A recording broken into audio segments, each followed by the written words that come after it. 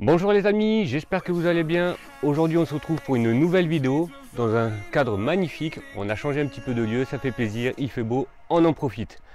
Alors aujourd'hui on va voir quelles sont les 7 grandes étapes lorsque vous faites un achat immobilier. Vous êtes prêts? C'est parti!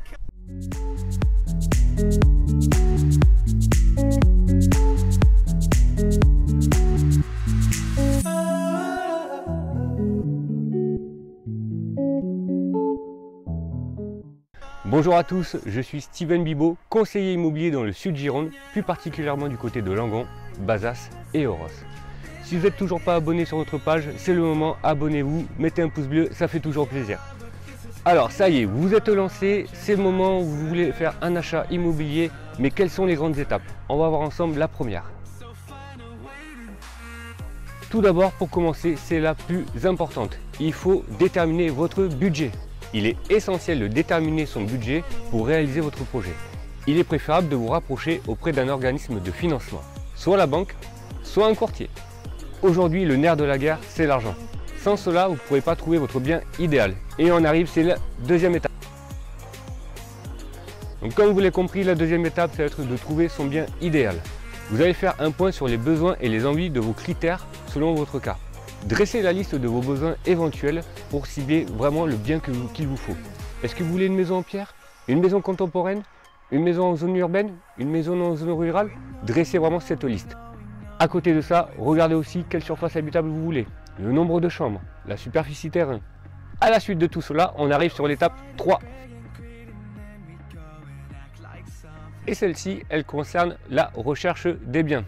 Donc à partir de là, vous avez fait le tri et vous allez pouvoir commencer à faire des visites. Mais avant de ça, vous allez pouvoir appeler les propriétaires ou les agents immobiliers.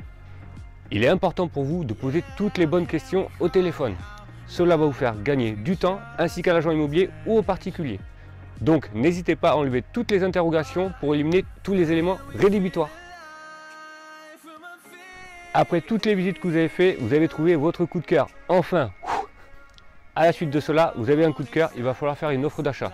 Qu'elle soit au prix ou en dessous, mais il va falloir la rédiger. Donc ce document, il contient par contre plusieurs éléments.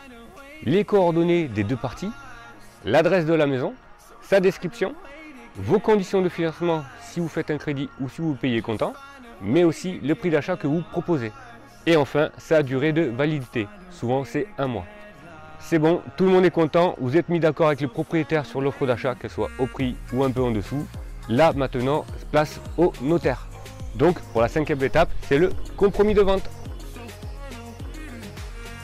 Le compromis de vente ou la promesse de vente est un avant-contrat qui peut se signer soit chez le notaire, soit dans l'agence immobilière. C'est le moment le plus important de la vente. C'est à ce moment précis qu'il va falloir poser toutes les questions au notaire pour connaître au mieux la maison et l'environnement. Il va vous expliquer également toutes les conditions suspensives pour acquérir le bien.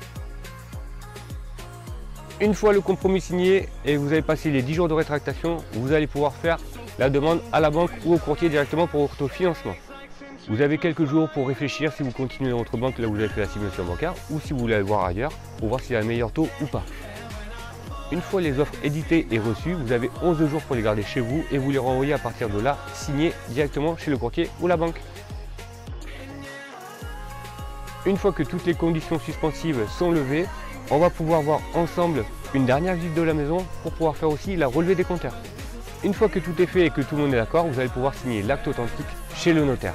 C'est le plus grand moment, c'est la remise des clés, c'est là où on boit du champagne, donc c'est toujours sympa. Si vous avez des questions sur les 7 étapes d'un achat immobilier, n'hésitez pas à nous mettre en commentaire, on reviendra vers vous très vite et à très bientôt. Ciao ciao!